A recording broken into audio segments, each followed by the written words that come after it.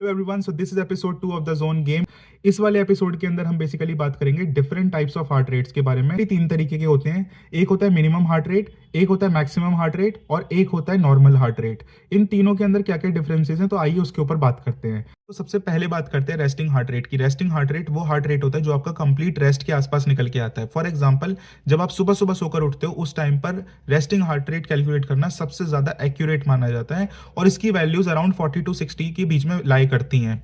दूसरे नंबर पर बात करते हैं नॉर्मल हार्ट रेट की। नॉर्मल हार्ट रेट वो हार्ट रेट होता है जो आपका normal day to day activity के अंदर सामने निकल के आता है और इसकी वैल्यूज जनरली 70 to 100 के बीच में लाई करती हैं। दोस्तों, अब बात करते हैं सबसे ज्यादा कंट्रोवर्शियल हार्ट रेट के बारे में, जो कि है maximum heart rate. Maximum heart rate वो हार्ट रेट होता है जब आपकी बॉडी हाई इंटेंसिटी वर्कआउट करती है उस टाइम पर निकल के आता है। ये सबसे ज्यादा कंट्रोवर्शियल इसलिए बिकॉज सारे के सारे zones from zone 1 to zone 5 maximum heart rate के ऊपर डिपेंड करते हैं।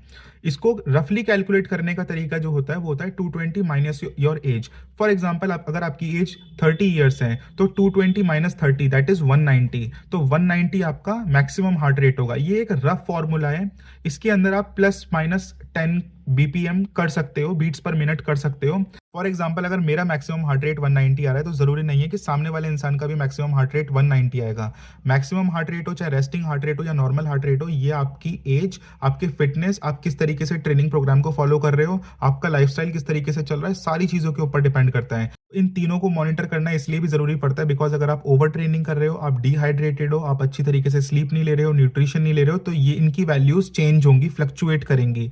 तो इन सब चीज़ों का ध्यान रखना बहुत ज़्यादा ज़रूरी है आप अपने रनिंग जोन्स के लिए। तो थैंक यू सो मच।